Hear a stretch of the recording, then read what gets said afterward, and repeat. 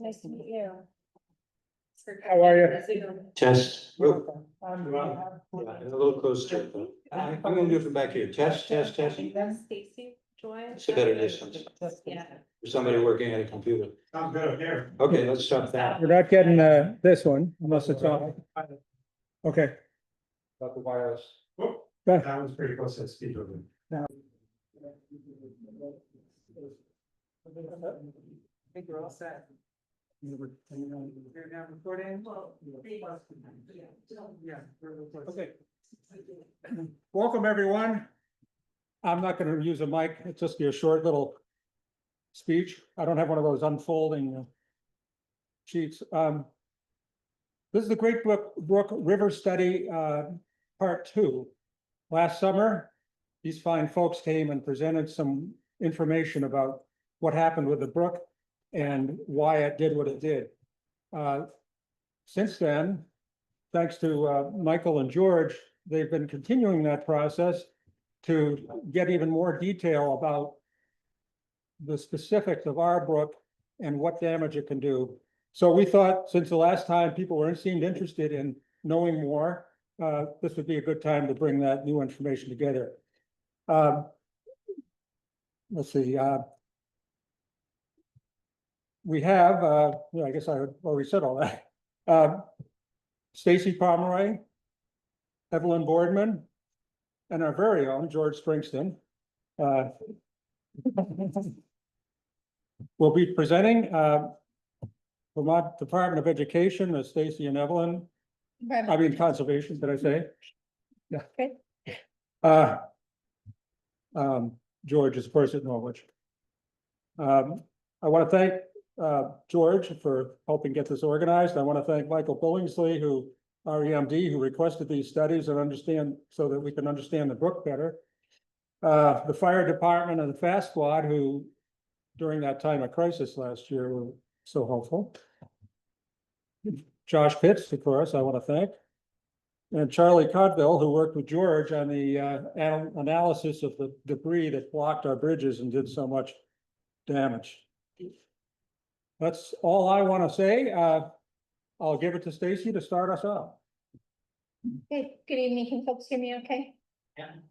So my name is Stacy Pomeroy. I lead our physical science section, and that section looks at the physical conditions of rivers in order to help look at water quality projects, flood resiliency consideration, channel management decisions, and overall kind of physical health of the stream. I also cover parts of the state for kind of statewide events, but also cover the Lamoille, Missisquoi, and Upper Lake Champlain as a river scientist. I'll let Evelyn introduce herself when she picks up her part of the presentation. But I want to kind of follow up on Carl's comments. After the meeting with you all last year, there was some efforts by your community to continue to help look at potential management considerations within the community, as you all are looking for different things that you need to consider on your brook, both in the village and up along the road.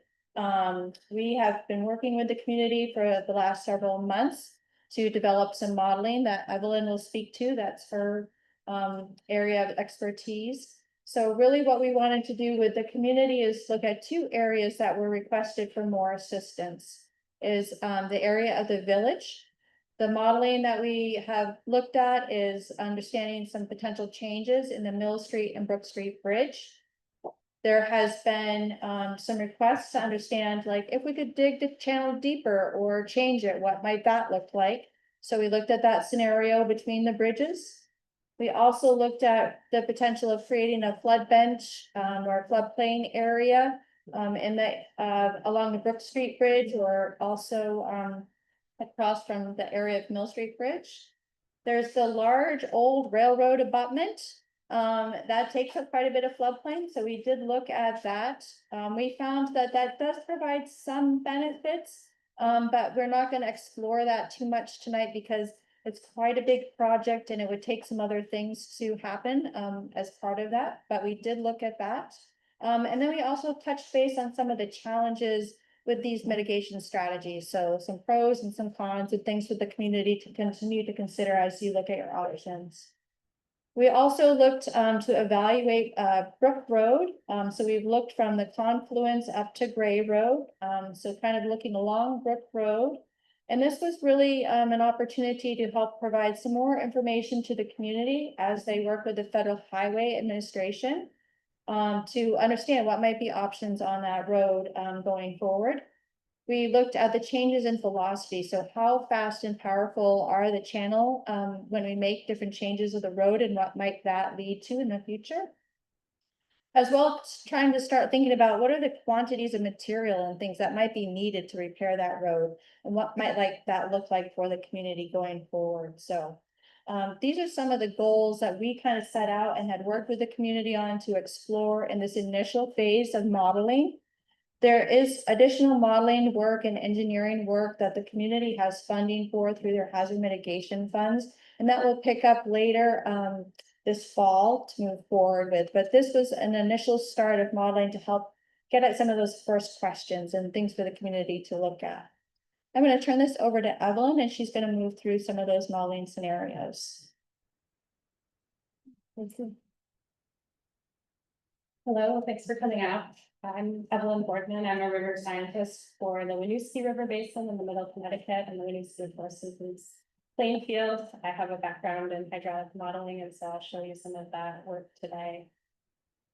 Before we Speak a little loud. Yes. Into the mic. Thanks, raise a hand if I start getting quiet or far away from the mic. So before we launch into some of the modeling results, I wanted to just point out a couple of common landmarks so we have some reference points as we look at maps of the village. So this is the village of Plainfield. We have Brook Road running from the bottom right, or sorry, Great Brook running from the bottom right to the upper left of that image. And the confluence of the Winooski River up there in the top left of the image. And then as Brook Road crosses Great Brook, they're crossing that Cameron Road, which goes to the town garage.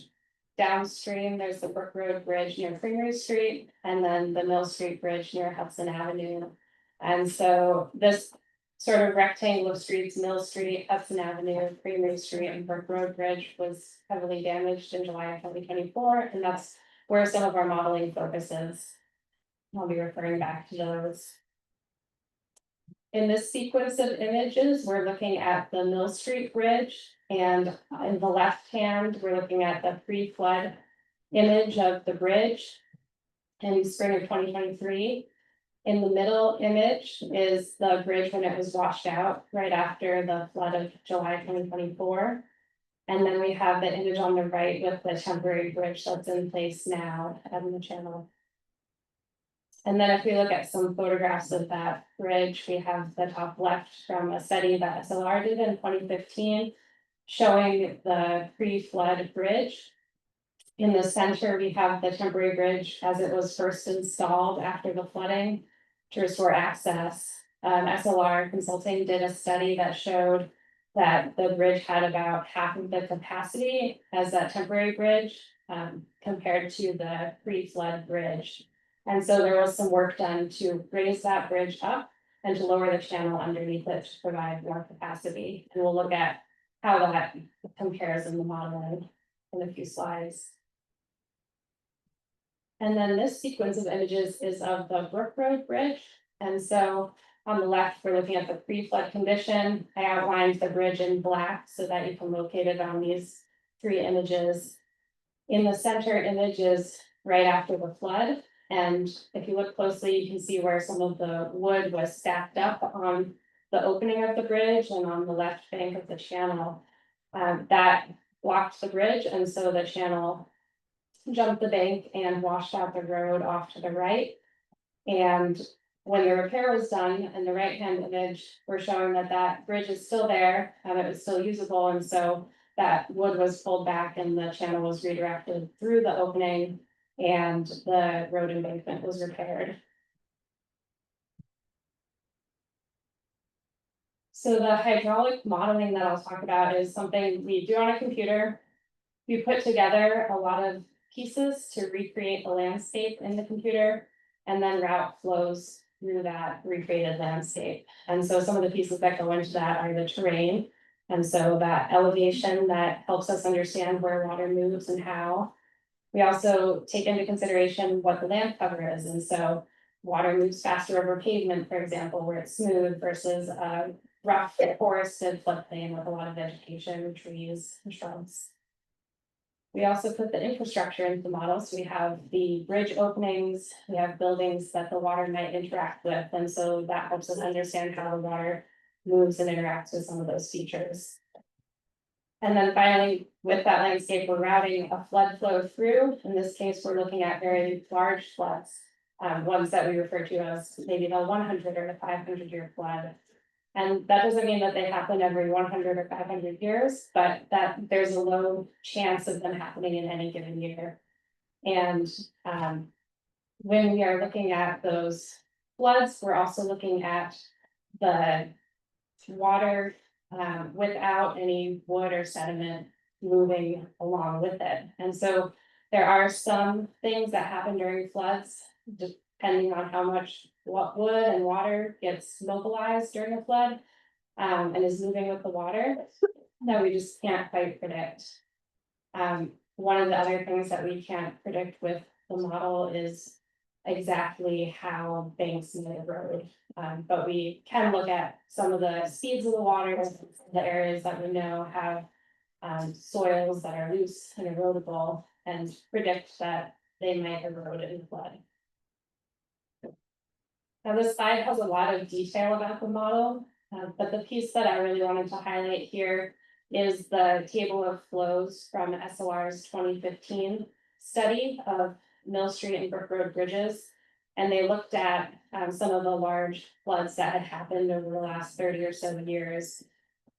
Based on some information we have from the University of Vermont doing discharge measurement and estimating how that might scale down into the village. We estimate that it was approximately a 500-year flood that the village experienced in 2024. And that amounted to around 3,000 cubic feet per second, based on our estimation. That's enough to fill an Olympic swimming pool in about 30 seconds. Yeah. And in addition to some of that information I had on the slide prior, we had the information that we used to check our model and see that it was matching up pretty well with the observations from July 2024. And so that includes some imagery that University of Vermont collected with their drone, as well as some high water marks that Roy Schiff from SLR Consulting was gracious enough to collect after the flood and provide to us. And so this is the result of the model in the village for a 500-year scenario that might be similar to the July 2024 event. The image here, where we're showing water, it's colored by how fast it is moving. And so blue to lighter blue would be slow moving water you might be able to stand in. As you get into yellow, green, red, that's really fast moving water. That would not be safe to stand in. It's probably moving some wood or some sediment as well.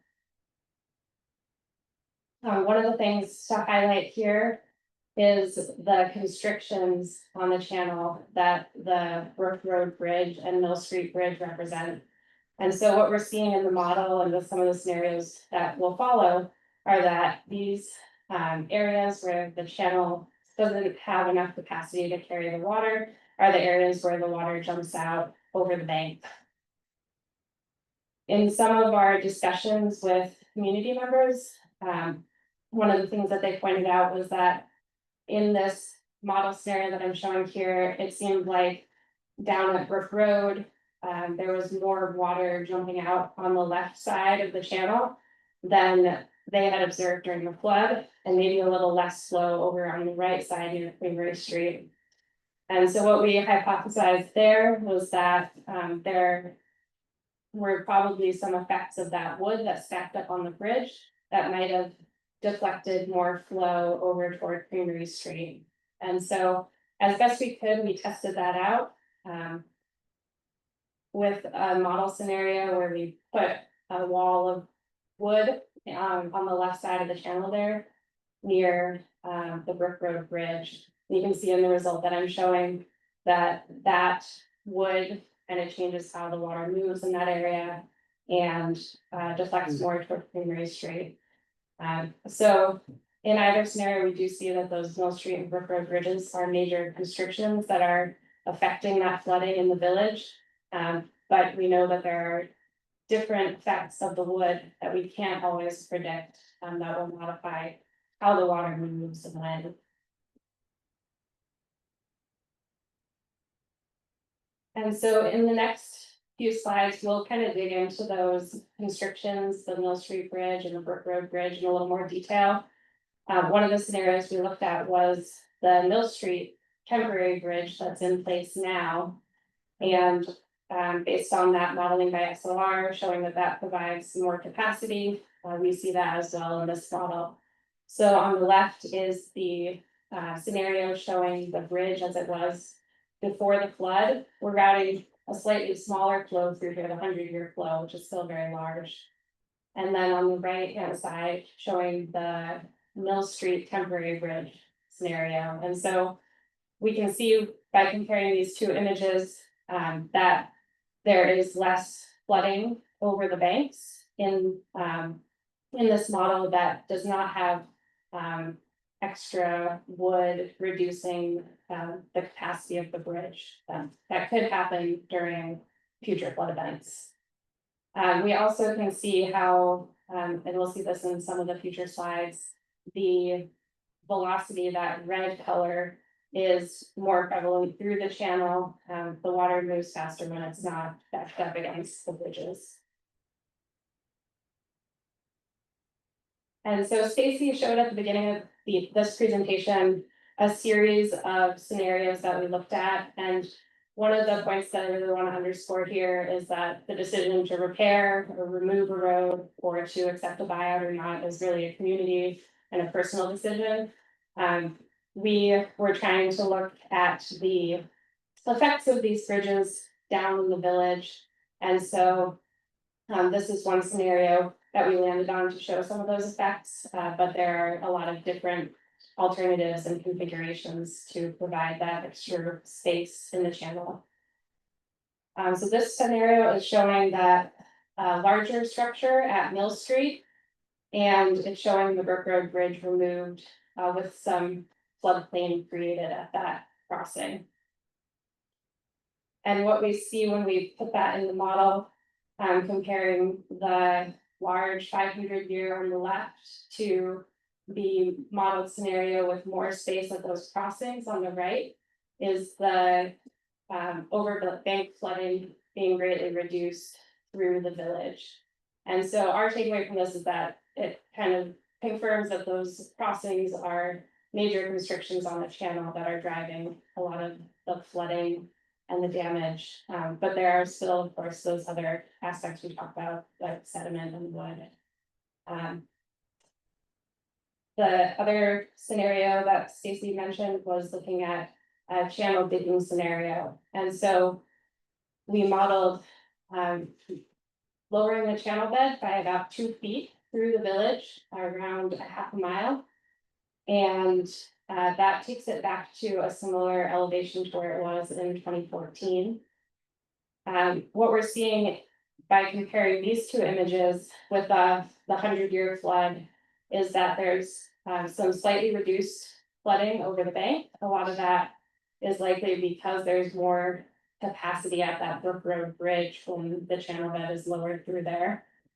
We're also seeing those faster velocities, the more red color through the channel, where the flow's moving quickly, where it's compressed into a smaller area and doesn't have as much space to spread out. And so some of the considerations with a channel lowering scenario and some of the other scenarios that we'll look at. First of all, with the channel scenario where we're lowering the channel, The amount of material would be around 3,800 cubic yards.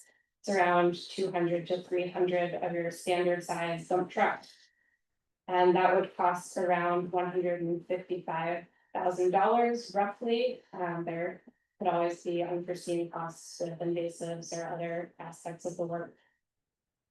Another aspect to consider with a channel worn scenario is the maintenance interval. So as the sediment and wood move in from upstream, there's likely some maintenance needed to maintain that new channel geometry. You might expect every couple of years to have to do that same treatment if we get the sort of movement and large flows that we've been seeing. There's also that channel velocity to contend with that I mentioned in the previous slide.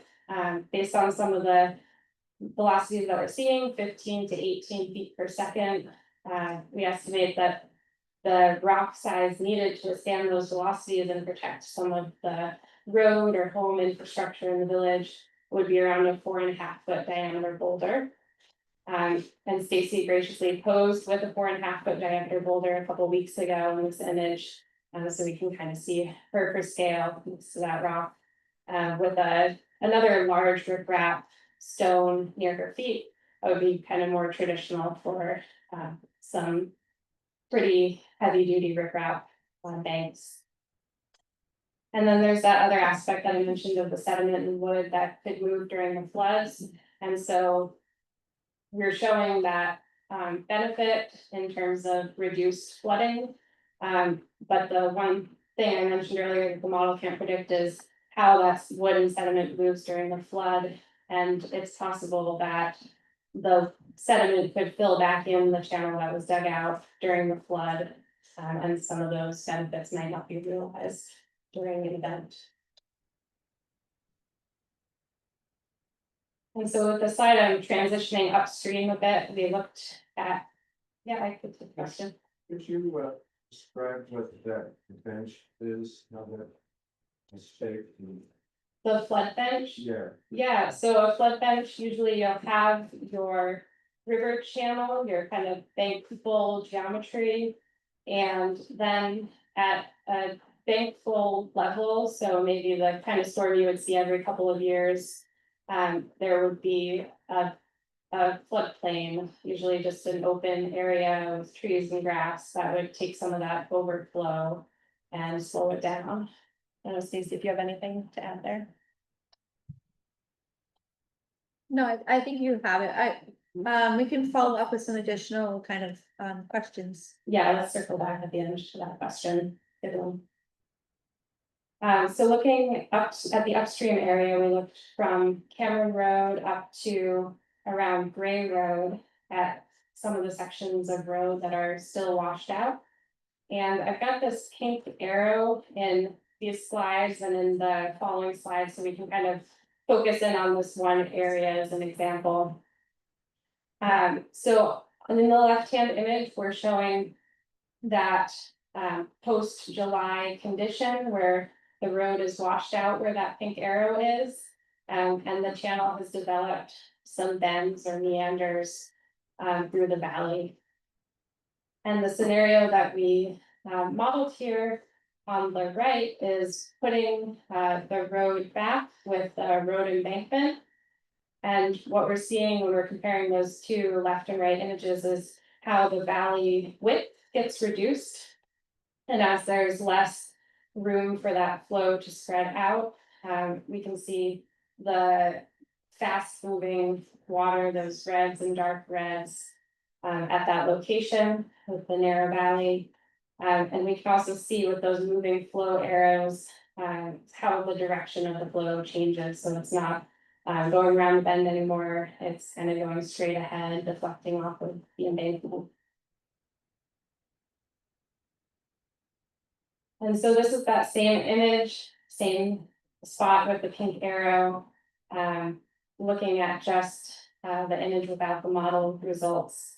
And here I've highlighted some areas where there are landslides in red, and the remaining bank armor is that green down at the bottom of the image. And so, when we're looking at some of those changes, the faster velocities, the change in the flow direction, some of the things we're thinking about are, where are the unstable areas? Whether it's, My fear on the top right. oh yeah. Up on the right. So where are some of the unstable areas? Either on the valley wall, if there are more erosion on those valley walls, we get more sediment and wood coming into the channel. Or on the other side, on the road embankment where that's not stabilized, is there a future risk of washouts where that road is not armored? And so we're looking again at that same spot where I had the pink arrow before, but this is a photograph of it. And I shaded in kind of where the road used to be. The dark gray there is if we're imagining the road reinstalled with an embankment kind of extending down the channel and some of the armor that would have to be there. We can kind of see the footprint that we may imagine. And so looking at this section, we estimated that's around. Are did you you have a question? looking downstream or upstream there? Downstream. Yeah, thanks. Good question. So we would expect this to be around 22,000 cubic yards of material. And then around 1,100 or to 1,500 dump truck loads to fill in that section.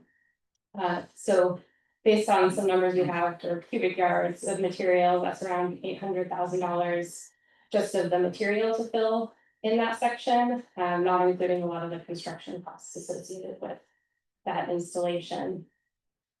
As I mentioned, the valley is narrowed down through there, and so there's those fast velocities and some large riprap stone to protect the infrastructure that would be required.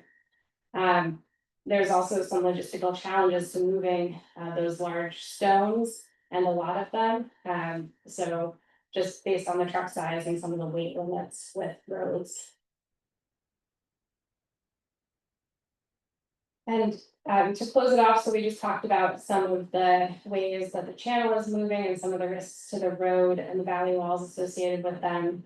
There's another valley process that we wanted to touch on, which is so down in the village, we talked about how the channel bed is building up because the material is deposited.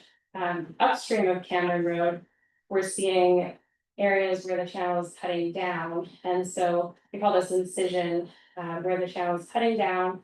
And it poses some risks as well. As the toe of the valley wall, where there are those landslides can get undermined and result in failures, as well as the road embankment armor can also get undermined if there's a lot of incision near it. I have a picture here in Middlesex of a head cut, so a spot where that down cutting is happening, it travels up the channel and there's some armor right above it that is at risk. Next slide is George's. I have just one more, just to kind of summarize, condense some of that information we just looked at. So we looked down at the village at the Mill Street and the Brook Road Bridge and saw the constriction that they pose on the channel down there. We saw with some of those different scenarios where there's more capacity at those bridges that there were some potential improvements in terms of the flooding experienced in the village. We looked at that channel dredging scenario and saw some of the potential limited benefits, but we also talked about some of the costs and some of the risks associated with that long-term maintenance. We also looked upstream at Brook Road just now and talked through some of the time and resources that would be needed to repair the road if the community chooses to go with that route. And then just overall, we've kind of seen some of these valley processes, the building up of sediment down in the village, the movement of the channel and some of that down cutting upstream that pose some of those long-term risks to the valley walls, to the roads, to the bridges. And that just continued process of channel adjustment that we would expect. And I will turn it back over. I think the next slide is George. Yeah, to expand. Into that. Okay, let's get the sound check going here. Are you able to hear me all right? Okay, great. Thank you, Evelyn. The modeling that Evelyn and Stacy have been doing really gives us some numbers to start to think with. This is, we had the pictures from last year. We had the wonderful mapping done by the UVM folks. And that's extremely helpful. But this is a new level that we've added in here. So the force of the flowing water, as Evelyn mentioned, is pretty amazing. In those diagrams, she's showing you, the slow water is moving 2 or 3 feet per second. And when that's 3 feet deep, when that's up to my hips, that's about all I can walk in, to stand up safely. As it gets faster than that, you enter a real danger zone. 10 feet per second, 15 feet per second. Then the bed, if the river is eroding, the banks are eroding. Boulders, at least the size that we're talking about using for riprap, that's about as large as practical. They move in the biggest floods. It's pretty scary. And many of you in this room have probably heard the boulders in motion during that last flood. Yeah, so. It's just something to bear in mind, that the red zones in those models that Evelyn's showing us, they really are zones where the bed and bank of the stream are extremely stressed. Anything that's there, whether it's a bridge abutment or a stream bank, it's subject to a lot of force. So the large floods like we had in 2023 and 2024 led to very large landslides along the bank over the lower several miles of the brook. And in a sense, that's the easy thing to see after the floods. You go out there and say, oh my gosh, there's this bank that's eroded. But the harder thing to see right away is those areas where the stream bed is cutting down and incising that Evelyn mentioned. But once the water levels get down and we start looking at the brook closely, we can pick them out. And this brook, after this last 2 years of flooding, had long sections that were hundreds of feet long that lowered by 2 to 3 feet or more in places. Now, if you just stay in Plainfield Village, are we getting bad feedback? Is there if I turn it away, any chance? No, I think it's. She got it. Okay, good. Feedback's obnoxious. We got it there. Okay, we had cuts. Yeah. So these areas where the bed has lowered a lot are kind of danger zones on the brook. If you just focus on what's in the village, well, the stream is coming down to the Winooski River, and after it passes under the Mill Street Bridge, the stream gradient flattens out a little bit. It's just about a 1% grade, whereas upstream it was a 2 and 3% grade. That's not much for a car, but it's a lot for a river. And in that lower zone, at the tail end of the last flood, a lot of sand and gravel were deposited all down past through well, many of you helped muck it out of many of the houses and spend a vast amount of effort removing it from the streets. But the sediment in the brook built up the bed. But since then, over the course of the winter and the spring runoff, a lot of that sediment in the channel has eroded out from the bridge down, past the rec field. And the bed there has lowered by 2 to 3 feet, but it's just getting back to normal. We have some big boulders in there that we put in 2004 and 2005. And they're still there. After every flood, they get buried, and people tell me all those structures were swept away. And I just say, well, wait, and after a few months, okay, there's the boulders, because they have 2 or 3 feet of fine gravel on them. So in the bottom of the brook, right before it goes into the Winooski, the stream built up right after the flood and it's cut down some. But these areas upstream of Cameron Road, they have cut down into new territory.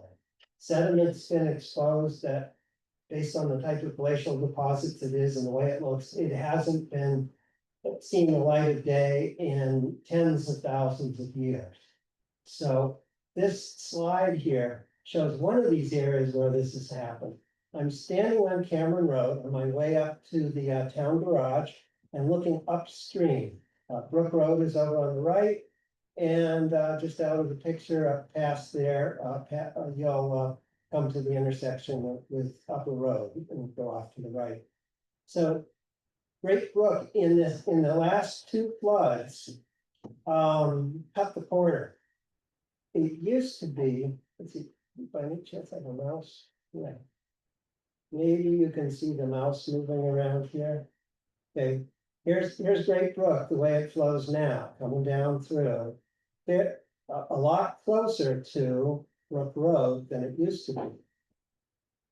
At the start of the 2023 season, it was over here, flowing against the base of Cameron Road. And over the course of those 2 floods, it cut the peninsula here and has lowered itself by 3 or 4 feet, something like that. So similar areas extend upstream for a few hundred feet. And then there are other places along the brook in the next 3 or 4 miles where it's also lower.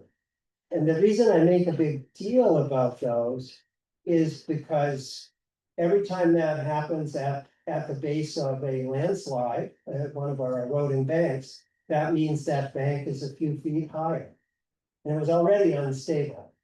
And you might not think it makes much difference to a 50-foot high bank to become a 54-foot high bank, but it does. It makes it more likely to erode. So these areas where that sort of work, that sort of erosion is going on are really important for us to recognize. We all know that for any area where we're gonna put the Brook Road back, I put that kind of tentative because we gotta figure this out, how to do it. You have to fix bridges and you have to fix out eroded sections of road. But you also have to make sure that the stream is in a more stable condition, so it doesn't just ruin the work that we would do to fix the bridges and roads. So my point is that there are substantial areas along the brook that are gonna need environmental restoration work. It's typically involved putting large stones in just the right way, stones of the size that Stacy was standing next to. So the hard thing is, we'll have to figure out where to get the funding for that.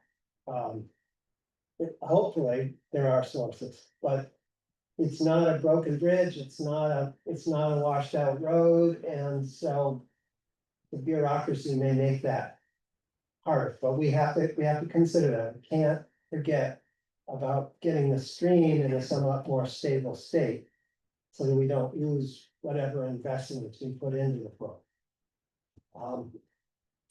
So, and the last thing I want to mention is, so we know this history of flooding on the brook. I talked about it a lot at the last meeting. We've got a number of documents on the town website. Many of you have lived through multiple floods. Carl and I were talking a couple of weeks ago about how he actually saw that the destruction of the houses in 1984 and 1989, The Grout House. Grout and Gauthier houses, and it's serious business. Just today, there was a program on VPR, on Vermont Edition, And Kevin Geiger from the Two Rivers Otter-Creek Regional Planning Commission had a really good quote. If you squeeze the river, you're always gonna pay the price. And so it's really important that we don't squeeze the river in the wrong ways. And I guess the thing I'm gonna close on is, I hope that we all are in agreement that another flood will happen. And we do need to prepare for it, whatever actions we're gonna choose to take. So, I have one more that's slide. what I've got. I'm gonna try and see if it's showing.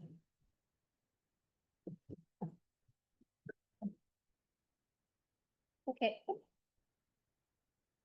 Thank you, Michael. I'm just gonna go back a slide. I want to answer the question about what is a flood bench or floodplain. So Evelyn mentioned kind of a channel dimension, so, and George had mentioned this is kind of an incised channel, so right now in a big flood, so it's a lot of the water is being held in the channel.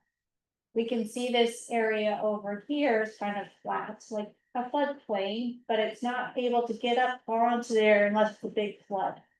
So a potential floodplain restoration or a flood bench would be to lower this area, kind of cut out or make a bench at a lower elevation that would allow the water to access that area more frequently. Does that help answer the question? Perfect. Okay, so just to kind of wrap up our discussion. So our part of the modeling work is kind of coming to a close. So we're wrapping up the model that we have so far and we're sharing it back with the community.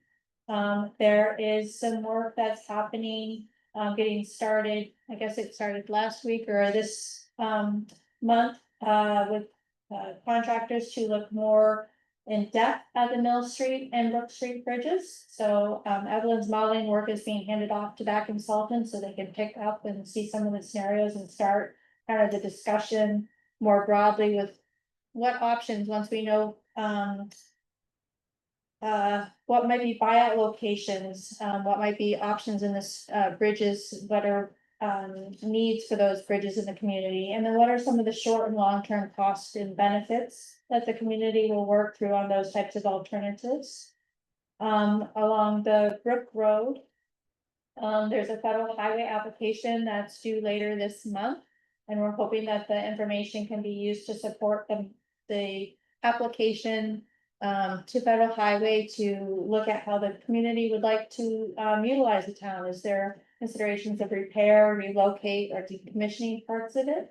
Or rebuilding all of it, so those will be parts that the community will kind of talk through and hopefully the modeling information can help you work through some of those.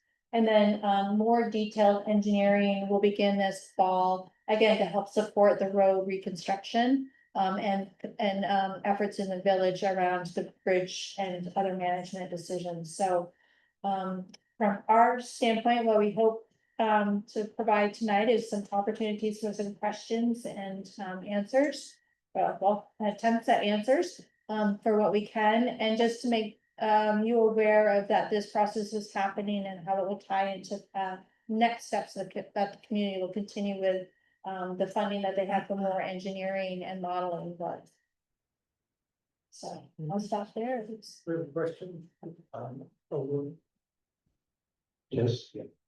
Carl, I wonder if you could plug your mic back in. And the reason is that, we really would like to hear everybody's questions. And we really would like you to address them to our panel.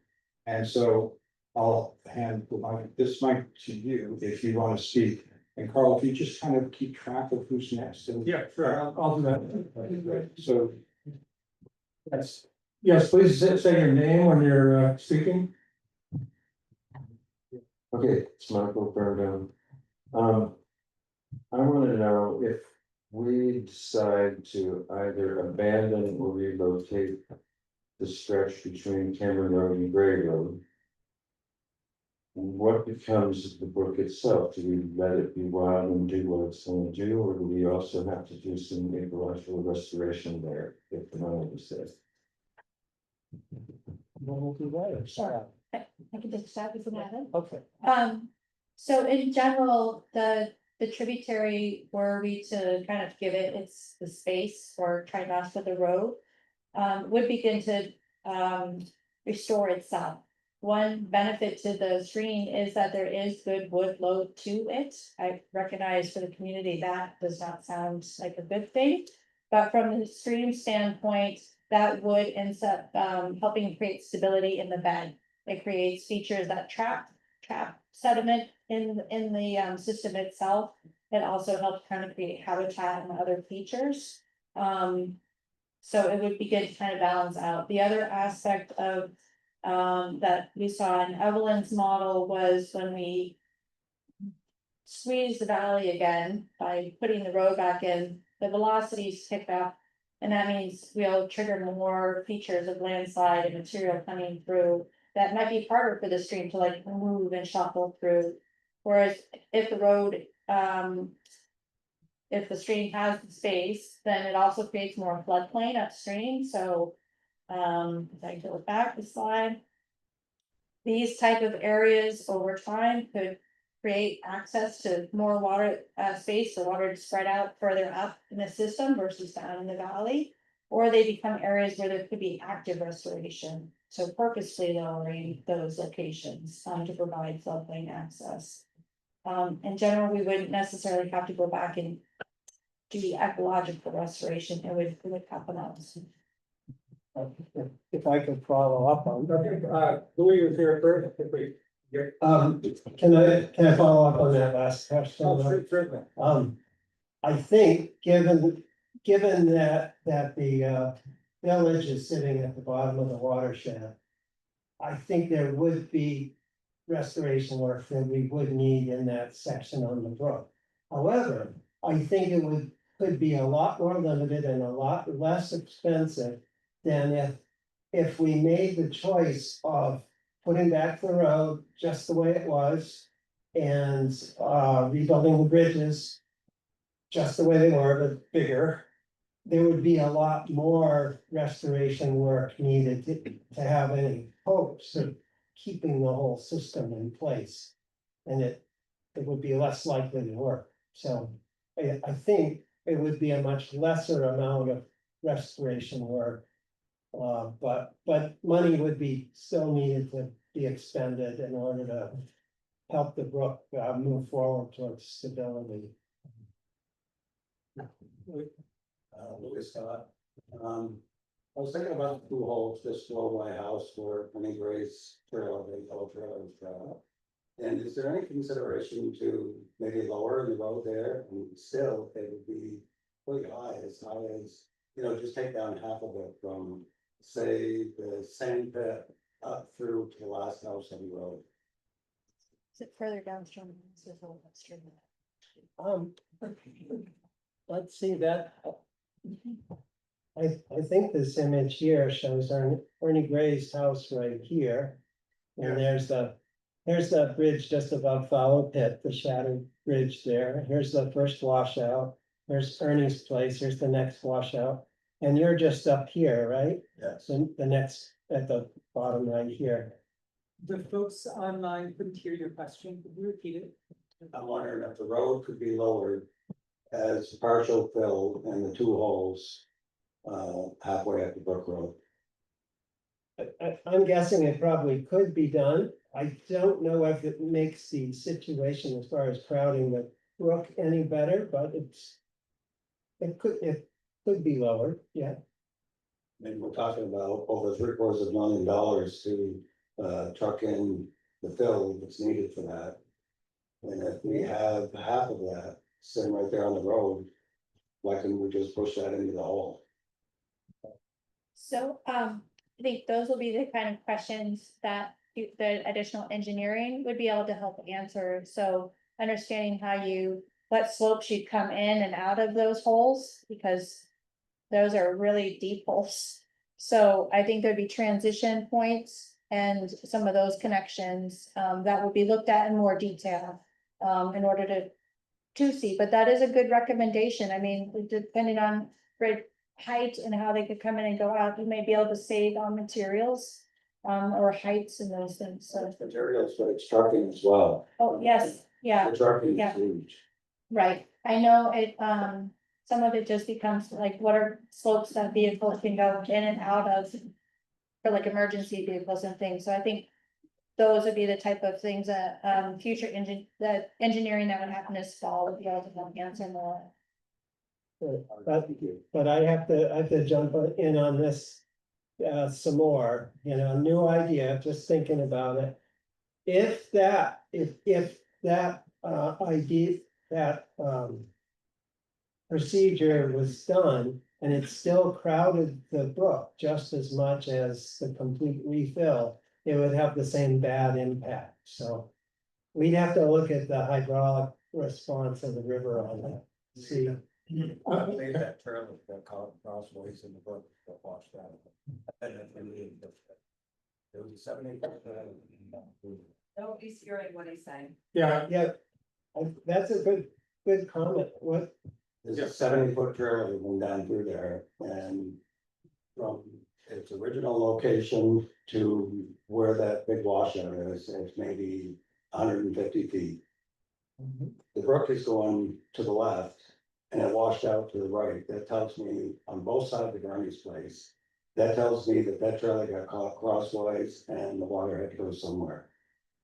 but the bank eroded dramatically and swept that trailer in, and we want to avoid that sort of situation. Trailer never should have been allowed to be put there. I'm with you. just to follow up on that too, where I think you're right, that there is a high section of road there.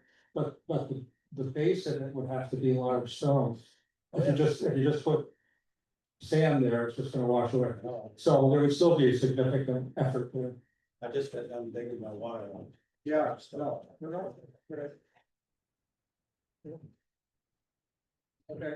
So, Carl and I have been working with, Peter Youngbear. It's like, well, we've been working with Josh. And Federal Highways, who have broken the Brook Road into a number of projects. I forget how many, 12 and 13. Each bridge is separate, the washout separate, culverts are separate, etc. There's a pecking order of going through contractors to look at design and engineering. And I'm curious about the comment on the slide that a Federal Highway Administration grant is due at the end of August. And I'm there, what grant is that? Because it has not been part of the discussions that we've had with Federal Highways, so. So perhaps I misspoken, my understanding from the community was that there were, communications with Federal Highway in August. That were towards their work that they were doing, so I apologize if I've misspoken, that was maybe Josh. What's that, Josh, says to that? The Josh Fitz, the road commissioner, so there are 3 projects that are in the village area.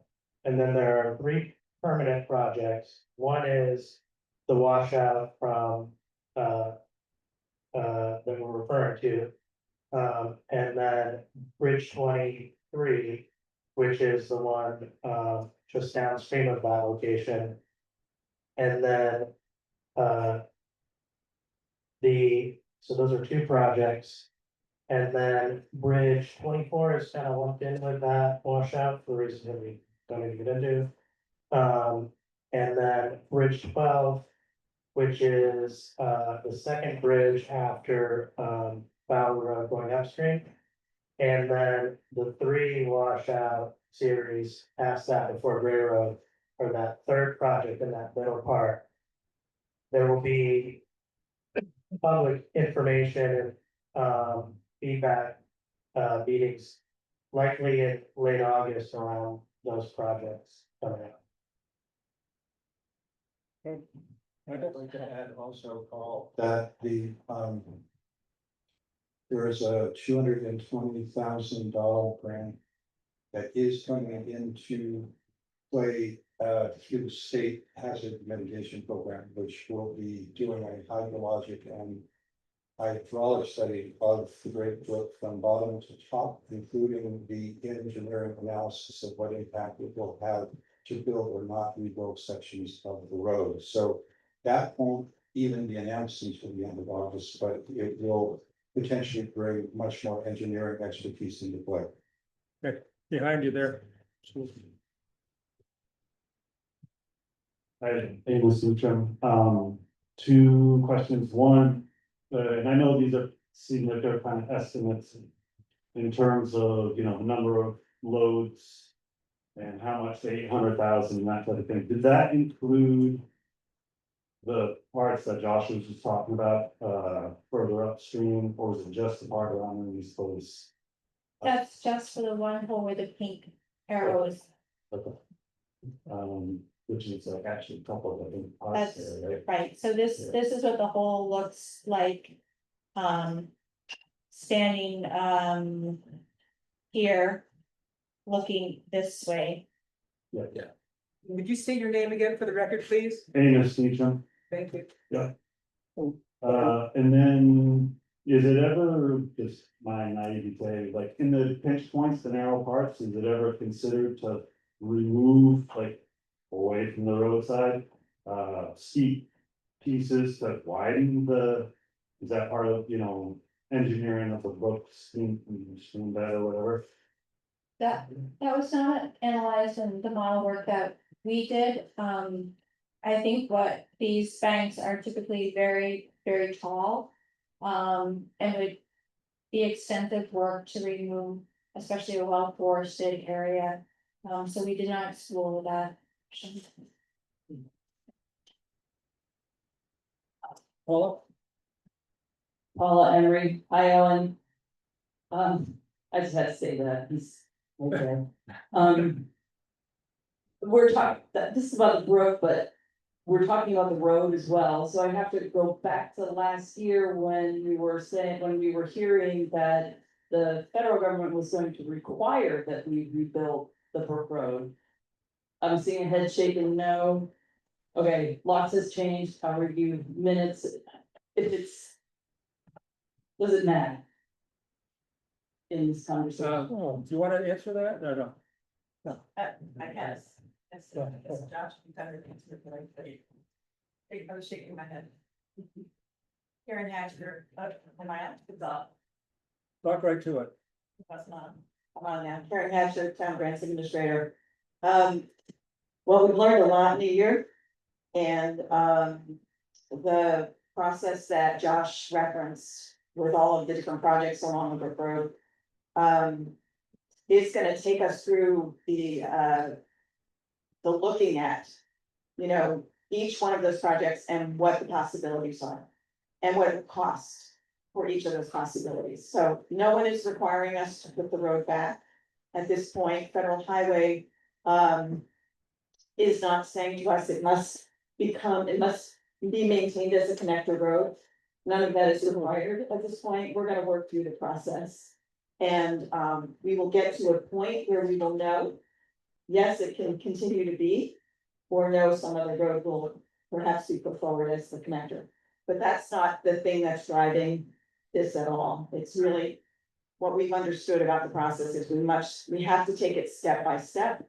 And we have to do this, the time frame that we're working under for all of the engineering to be able to obligate the money we need for all of this is the end of September 2026. So, but there's a lot of work to be done, as Josh started to tell you, and it's all in process, but it's a long process. Rose? Well, I'm trying, Rose Paul, I'm trying to understand, like, we can assume some buildings will be taken out in the village through a FEMA buyout, we don't know how many. But, how does that relate to upstream? Like, if the river could, spill out of its banks more easily in the village, do we still have those same problems upstream? It doesn't necessarily help upstream? That's my question. Thank you, Rose, that is a good question. the work in the village may benefit some areas, maybe up to Cameron Road. But would not really affect further upstream where these processes are. The processes upstream would have more of an impact or benefit towards the village area, so. Floodplain access and more locations along the brook may reduce flows or provide areas for material to deposit. Out along the brook, but would be more limited for work in the village, providing upstream limits. Yeah, go ahead. This is gonna sound, Michael Billings said it first, to mention. This is gonna sound, alarming, but in the sense that. I understand that the brook behavior changed greatly when the woody debris was pulled out of it. And I've seen recently that there's been a project somewhere in the state where woody debris was put back in. And I'm only asking this question hypothetically, but I also know that it both slows down the brook, so it doesn't pile up at the bottom of the village brook as quickly. And it also provides more habitat and meanders. So what can you say to that as a possibility, please? Oh, thank you. Okay, here's that. Yeah, so you're correct, Michael, there is work across the state. To add wood back into our tributaries, through different means. As often referred to as strategic wood addition. When it's wood that is in a forested location, the wood is, chainsawed, dropped, hands. Moved into locations, often in our headwater streams, where wood was traditionally removed, or we may have a young forest. And there's not a resupply of wood going back into the system. That can often help in our upper headwater streams, hold back material, other material kind of moving down through the stream and kind of keep it from moving quickly to the downstream. Great Brook is a little too big for that type of project because you need really big logs to hold in place that material. And so what we're seeing through the landslide is those large trees being recruited into the river.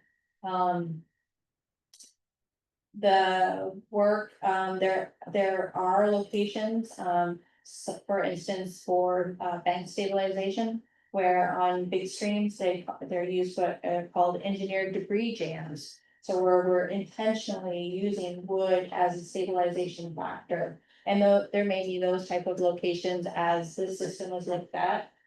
Where wood may be a strategy for stabilization or bank protection areas. So the stream is recruiting on its own. I think what is a consideration for the community is what are the remaining bridges that are left? What we have seen through past days with SLR and flights from UVM was that the wood moved remarkably through a lot of the bridges through most of the flooding events. It's really when we get that high capacity, the bridge gets plugged and then it stops. Right, and we just had a lot of slope failure in the last flood event, which recruited a lot of wood quickly. Right in front of the speaker. Move away from the speaker, yeah. Whatever it was, just faded. I just had a really good and so the bridges, quickly came to capacity in this event. And that will continue to be a struggle because it sounds like out of the 12 bridges, 7 will be replaced. Or 6 may be replaced. There's some, that's part of the work. I had a question about that. Yeah, so there will still be those same type of areas, that will experience the issues. I'll let George tag in. Yeah, I think Stacy answered the basic question there, but write it really well. But she brought up a point in that what I think I'm understanding from Josh and Karen is some of the bridges on the brook are slated, if everything goes through, and the town chooses to do it for replacement. But I gather that bridges upstream of Gray Road are just on the be the same tiny, small bridges they've always been, or? Can you speak to that, Josh?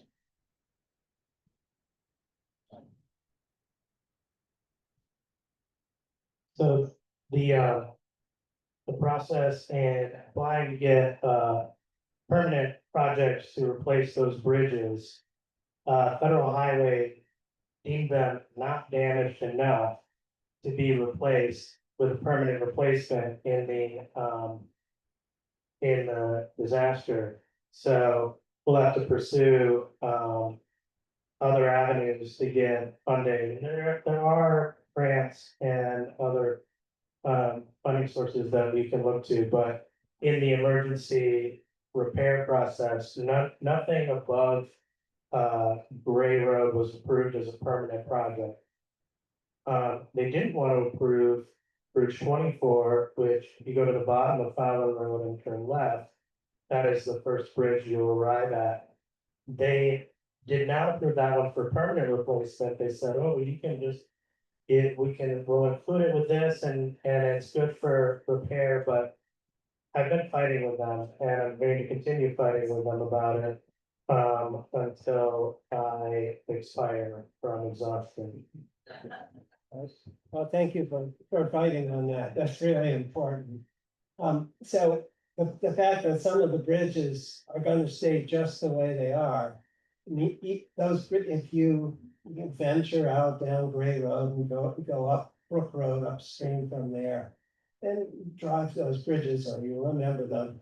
They're tiny, they're woefully inadequate to pass the floods that we are getting with increasing frequency, so one or more of those will jam. I have a question. Can you hear it? One of the slides you showed, Evelyn, was on the left, it was the way it is with that scoop out, there it is with the pink arrow. And then on the right is what would happen if we armored that road again and opened it up. The speed of the water looks very similar in those two pictures. So would that be a place where large boulders would be set to slow it down, or is that only back it up? Do you mean in the channel? In the channel? Is that a strategy that would help slow the water, take some of the energy out of it? You're correct in thinking about roughness, so those large boulders and that wood are what provide roughness in the river to slow it down. I think what we saw for the size material you would need, it wouldn't be probably feasible or practical to be able to set those large rocks in a way that would be able to facilitate slowing that down. So that would be areas where I think what and Evelyn pointed out is we would fill in this place, it would have a very big armor to protect it. But this location here does not have any armor on it. So it would become the next vulnerable location in the area to a road. And so part of the things that would be looked at perhaps with the engineering work is what strategies might be needed to protect not only the road systems where we know we have the holes, but what are areas that are next vulnerable that might also need protection so that they don't unravel right at the next flooding event. And to follow on that, we've seen over and over again around the region that if you start riprapping and it's armoring boulders section after section of stream bank and chasing the instability, it does make the problem worse. So the armoring has to be used very carefully. Would you agree on that? Yes, I think, that it is a strategy. What we have seen are there's some sections of Brook Road that have failed and then been armored. And then had failed again in a different flood. And so that will just be, again, the considerations of size material, what sections of road, how these velocity changes. in order to kind of make the system more holistically sound, and have fewer spots where you might engage new erosion because we protected a different location. Thank you. Sandy Ross. I've lived on the Brook Road for 50 years. And there've been uncountable 100-year floods in that time. With lots of damage and bridges replaced and riprap and this and that. I'm sorry? But never to this extent, certainly. What I'm concerned about is the Army Corps of Engineers seem to be the ones who make the decisions or who give the advice. And every time they give the exact opposite advice. One year they say, straighten out the channel and that will let the debris flow. One year they say, don't straighten out the channel. One year they say, leave the debris and it will slow stuff down. And the next year they say, clean out the debris. I'm just concerned that we're gonna get good information. And that we're gonna actually get a plan that will help. Okay. Okay, Sandy, no one's been saying that we should straighten out the channel and remove all the everything. In 1973, we did that, and it didn't work out well. And yeah, the folks at the state and have been learning, but they've learned a lot about how river systems work. And we've been trying to give good, consistent advice. Mostly, there's no money to implement that advice. The work that Lori Barg spearheaded back in the mid-2000s, in 2004 and 5, that did a lot of good. The structures we put in place at the bottom in the village, they're still there. Some things upstream have been destroyed, but we also, this last flood is the biggest thing we really have seen in about 100 years. The 1927 flood may have been bigger, may not have been, but this was bigger than anything we've seen, so kind of beyond the range of engineering to a great extent. I'll also just follow up quickly, Sandy. I think part of our goal too with the model is to help provide some more information and understanding that we haven't necessarily had when decisions have been made in the past. So this does give an option of kind of testing out those scenarios more so than we have been able to see in the past, and to understand how that might affect the channel. And as Evelyn stated, though, we don't have wood and there's not sediment moving in these things, that is something other engineers may be able to work into their modeling efforts. But it starts to give us a better clue for some of those management decisions, because there have been shifting ideas over time, and we recognize that, and hopefully this provides better guidance when those are made. Things that I'm very hopeful about is that this is the first time that I've really seen the whole watershed being taken as, I know it's broken down into pieces, but as one problem, instead of just, oh, this little part washed out, oh, this little part bridge did that. It's hopefully a solution for the whole brook. Yeah, and as Michael had noted, there is funding that is looking at the greater watershed area in context. This is just a very small piece of the modeling, even though it's a really important piece. That'll help kind of consider other factors. We didn't look at tributaries coming in. There's many other gullies and sediment sources and other things that do drive. So you're right, it is important to look at it holistically and not just one piece by one piece. But unfortunately, that's sometimes how our projects happen and the funding happens, is one piece by one piece. But thinking of it holistically as you're making those decisions will help.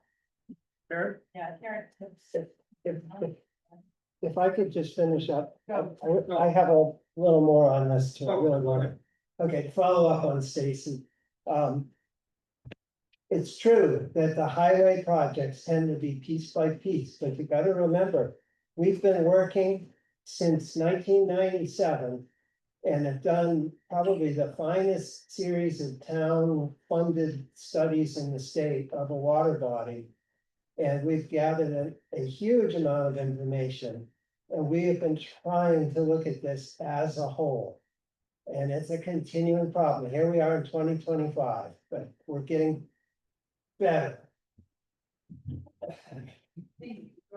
Thanks, George. Karen Hatcher, I wanna just piggyback on that because. This study that is going to take from the top to the bottom to the top, isn't something we have. Seen before at this level of New. it's new. And the science that they're gonna apply to the modeling is gonna give us so much good information. And that combined with the processes that we're involved with Federal Highway about the road. With FEMA PA about the roads that are not Brook Road, but that have an impact on Brook Road. Each one of those, this process that we've been involved in for the last year. Trying to really understand how to use the funding, to apply for the funding that is available to us for all of the damage. For the, if we rebuild or if we. Upsize culverts, if we, all the things that we've been working on over the last year. It's a pretty comprehensive project and.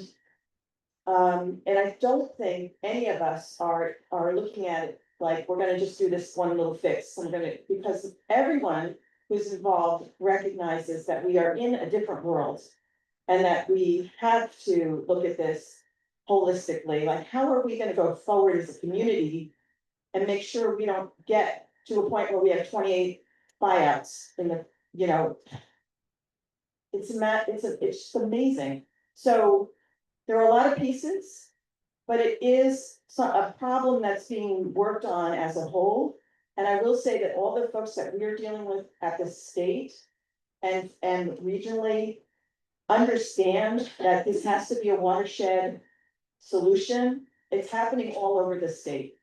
And we are modeling what rural communities have to do, what rural states have to do to be able to survive and thrive into the future with the kind of weather we're gonna have, so gives you any hope. I mean, it's like, it's a lot of work. We haven't seen $1. We have applied for everything. We are applying for everything we can put our hands on. When it starts to come, we'll start to see some progress, but it's a long process and we're gonna be doing this for the next 5 to 10 years. I So, want to say bless you, Karen, for taking on this. Yeah, yeah. bless Josh, too. Josh. But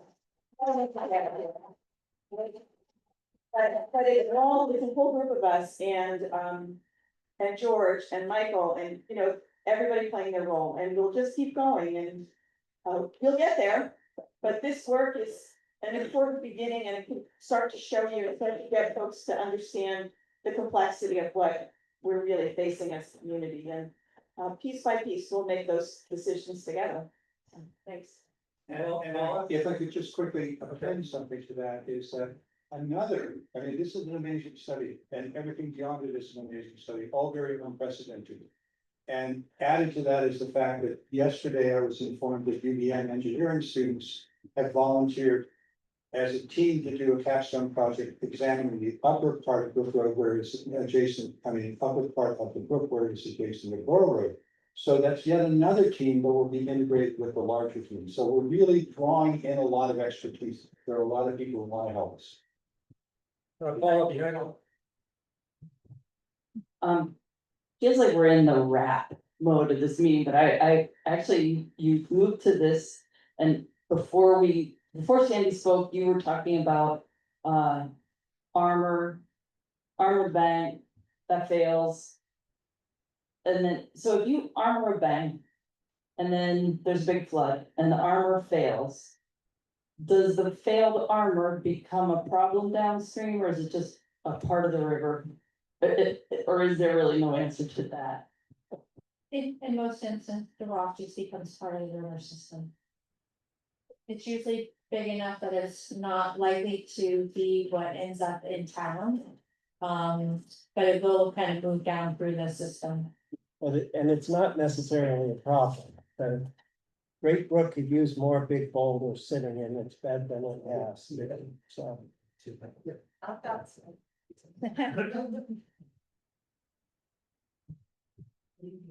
Thank you, Becky Atkinson, is this working? Yeah. Let's see your face. Speak up. I have heard that the dam might possibly be removed in town. And I don't have any feelings about that one way or another, but I wonder if that has been taken into consideration, any of these modeling things, that the impact of that, or doesn't that matter? So I think it, Michael can handle it on that, I think. The entirely other study that he refers to is halfway through its conclusion. And that study in turn has determined the dam is actually broken and it will need to be replaced no matter what. It will be broken or taken down or fixed, but both are, we have no alternative. So what will happen is all that water will change in the middle of the village, upstream of the dam particularly. And downstream, it won't change that much because no more water is going to go downstream when it goes over the dam person. So the confluence with the Great Brook, where it meets the water coming from the Winooski just next to the rec field, might be altered somewhat, but that's the only likely real impact that we'll see.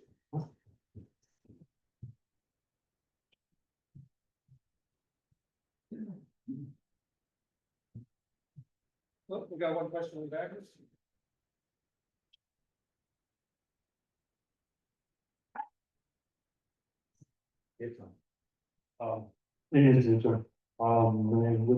I haven't been following it too closely, but I'm curious what happens with all, because I'm here, it makes sense, like. Different strategies might work in different parts of the brook. So the woody debris, the armoring, like, you know, that's why getting all the data and whatnot. What was the decision to remove all that wood right after the flood? Like, where did that come from? Because I was curious how, like, the different systems work together to make these decisions. Should I take that or should you? What's that? Should I take that or you? Yeah, go ahead. All right. Or, I'll say this very quickly without speculation, but I shouldn't get over here. Michael going to. We saw this happen. We had no idea in the village, the select board didn't have an idea, we just saw it happen. And it turns out that through some activism by some force, the Agency of Natural Resources was persuaded that the brook should be cleaned of its debris. And then V-Trans was given the charge to accomplish that and hired McDonald, the contractor, to do the actual removal. There was no river engineer involved in that decision until about 2 or 3 weeks after it was well underway. And that river engineer spoke strongly that as much debris has been removed should not be removed, and they sort of slowed down and got finished, but there was a lot of debris removed and it increased the speed of the brook quite a bit.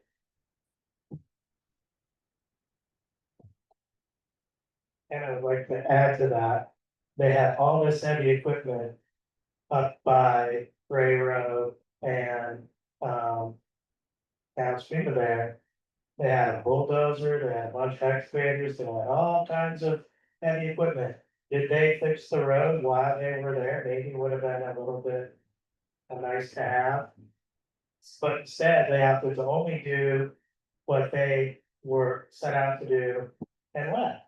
And they left, that in some cases, I think they left the situation in a worse state.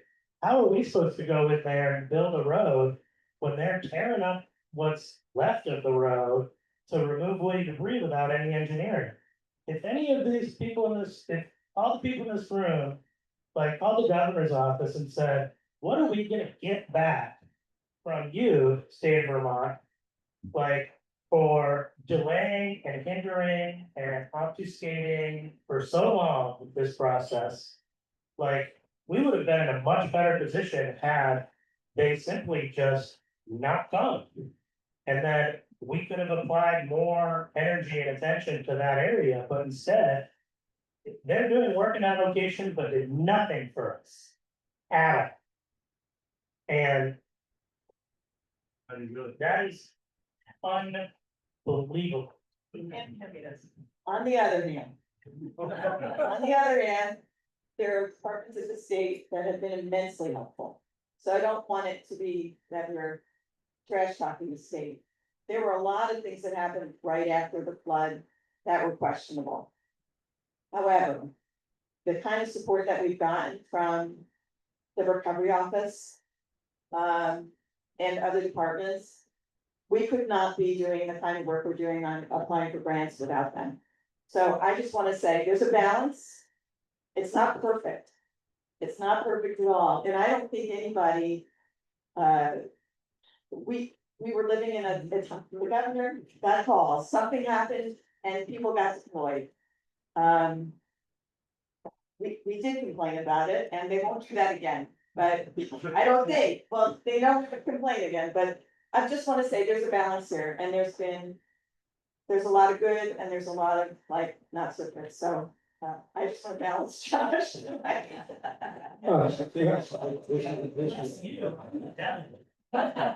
And also, this is a good point, for a shout out to Doug Farnham and Pat Moulton from the recovery office, because they have been 100% our ally and made a lot of this stuff happen. Yeah.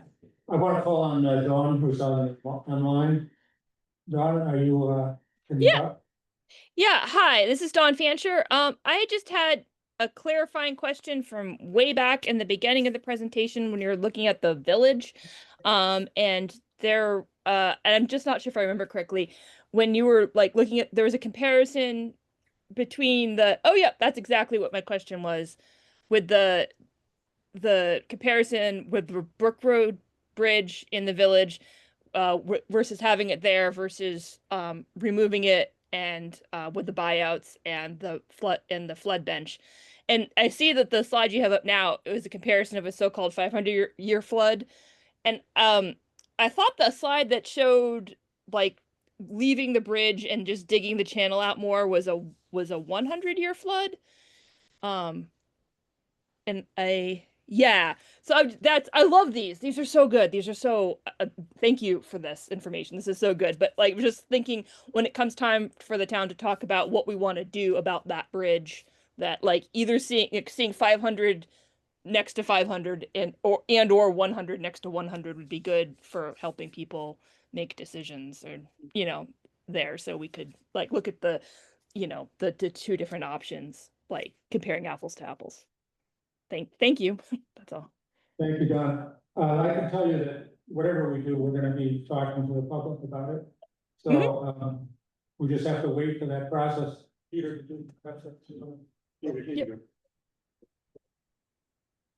Peter Young, just in terms of understanding that cleaning out of all the debris, the Mill Street Bridge had been replaced very quickly with a temporary bridge that originally only had something like 45% of the clearance underneath it.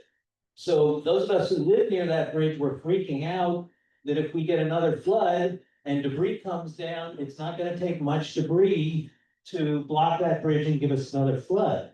So I think that message got out. Michael, you were making people aware of that number. And one thing that happened was the bridge got lifted, but the other thing was V-Trans came in and took all that debris out. And that happened after we realized how low the temporary Mill Street Bridge was.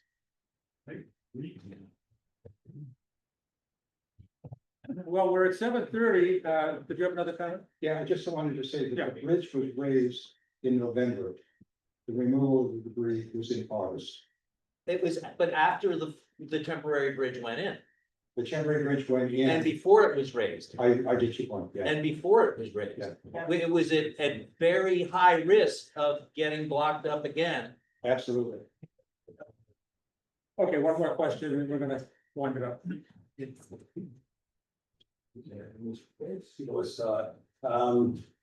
I'm wondering about the two bridges in the village, the Mill Street Bridge, which is now a temporary bridge. Within the bridge over as you start up the Brook Road by George Cushing's.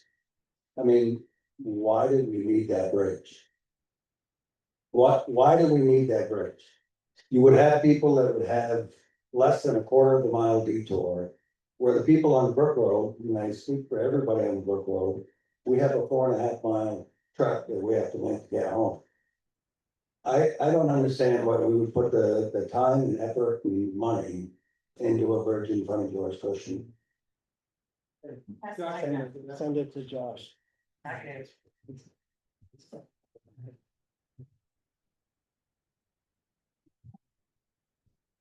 Well, I'm gonna put all necessary caveats in there, I'm not an engineer, I'm not refining a word on all of this, but. The projects we have in place. I don't want you to have to take the 4.5 mile detour. What I want is to put. To find a location where we can create that north-south corridor.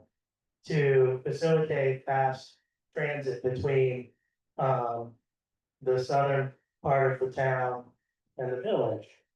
Now, currently, we only have one road, East Hill Road, that facilitates that. If we could realign the roadway, like to a higher level, and move it away from the dangerous portions of the channel. What we would be able to do is remove some of the bridges and not have to put them back. Because there are so many bridges on Brook Road, like every time you cross a bridge, you're on the other side of the river. But if you cross two bridges, you're on the same side of the river. So they're kind of, if you can eliminate two by realignment, then you've done a couple of things. You've drastically reduced the cost of that project. For every foot of bridge, you can buy 100 feet of road. So if we can realign the path of the road such that we go around some of these bridges, we don't have to put those bridges back. And this does a couple things to us. It saves us a lot of money. It gets to your house a lot faster. And it eliminates all these questions about riprap and 4.5 foot boulders, etc. The challenge with that is the relocation and realignment of the roadway would involve quite a bit of right of way work. You know, like Linda was saying that in the corner of one of the slides is like this field. Well, this field, the very edge of this field may be required to do road realignment. And that process is one we can't even start until we have a design. So it's kind of the question is moot about what land and where and how, and et cetera. We just don't know that.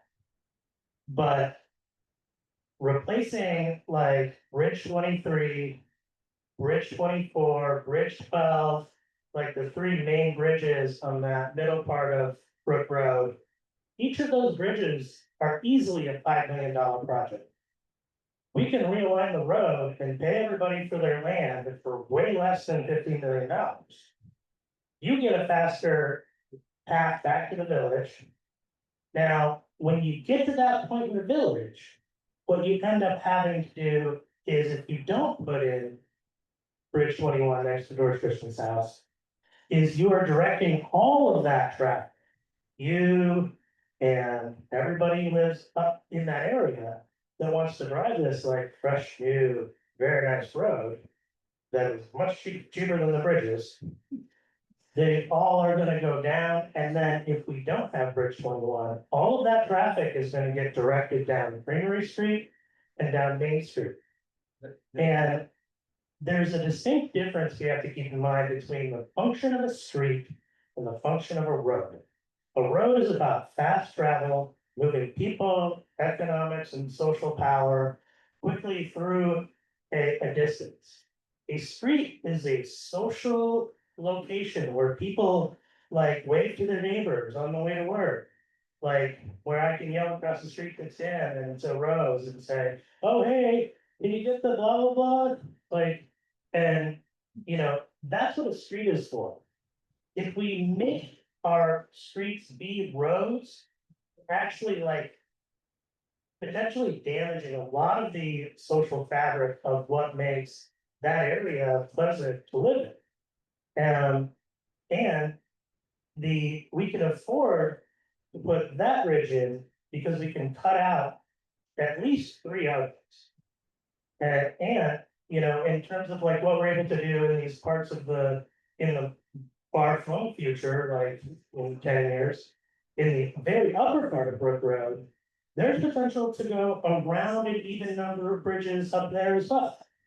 So like removing the road from the hazard, it also means, you know, like, while I love studies and science and I'm a very nerdy person, I don't need to know, like, I don't need a hydrological study to know, we need to not have the road next to this river.